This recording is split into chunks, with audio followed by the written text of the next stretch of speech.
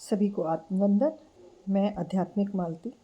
योनियों के सफ़र में आज हम पहुंचते हैं तीसरी योनि चक्र में, यानी कि कृमि यानी कि कीड़े और कीट पतंगों की योनि की चर्चा करेंगे। आज हम 84 लाख योनियों के सफ़र को जैसे जैसे मैंने आपको बताया, स्थावर, जलचर, और आज बताऊंगी कीट पतंगे योनि, जहाँ आत्मा सबसे तेज गति से, सबसे तेज जन्म और मरण, सबसे गहरे संघर्ष को अनुभव करती है।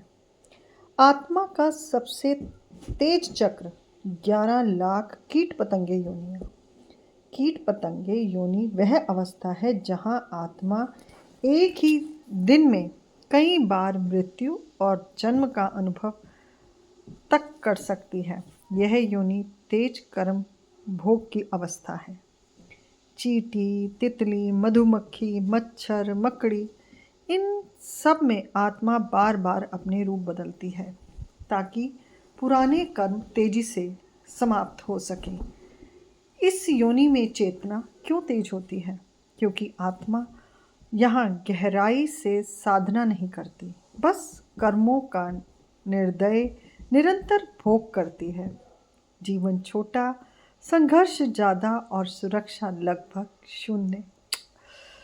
कितनी दर्द भरी है ये योनि कि जहाँ क्षण में मरना है, क्षण में पैदा होना है, और संघर्ष इतना जैसे हमने एक चींटी का संघर्ष हम सब ने देखा है। उस उड़ती हुई तितली को हमने देखा है जो मात्र पकड़ने से अपने रंगों को छोड़ देती है, क्षण में खत्म हो जाती है। मकड़ी कोई भी अपने घर में नहीं चाहता, बार बार मरना, जल्दी जल्दी मरना, जन्म लेना, और इतना संघर्ष इस योनि में। छोटा जीवन, संघर्ष ज़्यादा और सुरक्षा लगभग शून्य। जहाँ हर जीव जंतु भी चाहता है कि हमें सुरक्षा मिले, वहाँ इस योनि में सुरक्षा के नाम पर शून्यता है। कीट पतंगे योनि का आध्यात्मिक रहस्य क्या है? इस योनि में आत्मा एक तथ्य सिखाती है, क्षण भंगुरता, यानी कुछ भी स्थायी नहीं है। जो आज है वह कल नहीं होगा। यह पाठ आत्मा को आगे की यात्रा में ऊंचा उठाता है। इस योनि में आत्मा क्यों आती है? जब आत्मा के कर्म बहुत मिश्रित होते हैं, थोड़ा पुण्य, थोड़ा पाप, बहुत सारा भ्रम और अधूरी इच्छाएं, तब आत्मा को ऐसी योनि में भेजा जाता है जहाँ कर्म तेजी से खत्म हो सकें, ताकि आगे के जन्मों में वह बोझ लेकर ना जाए। तितली का प्रतीक, पूरा कर्म होने का संकेत। धर्म ग्रंथों में तितली को हमेशा कर्म परिवर्तन का संकेत माना गया है, क्योंकि तितली अपना रूप स्वयं बदलती है। क्यों? क्योंकि आत्मा भी वहाँ तेजी से बदलती है। जब कोई व्यक्ति अचानक तितलियाँ देखने लगे तो उसका अर्थ है उसके जीवन में भी एक स्तर कार्मिक ट्रांसफॉर्मेशन शुरू हो चुका है। देखा, तितली देती है हमें संकेत। इसे कहते हैं ब्रह्मांड का एक गहरा संकेत, जो हमें इस योनि के द्वारा पता चल रहा है कि तितली हमें ट्रांसफॉर्मेशन की तरफ लेकर जाती है, क्योंकि तितली स्वयं अपने आप को बदलती है।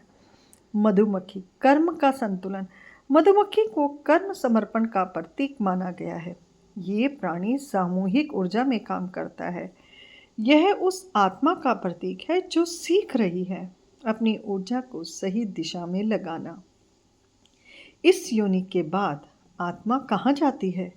जब 11 लाख कीट पतंगे योनि में आत्मा तेज गति से कर्म समाप्त कर लेती है, तब उसे भेजा जाता है पक्षी की योनि में, जहाँ से आत्मा पहली बार अनुभव करती है मुक्ति की पहली झलक।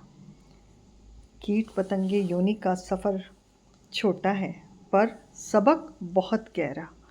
इस योनि में आत्मा सीखती है, जीवन बदलता है, रूप बदलता है, पर यात्रा कभी नहीं रुकती।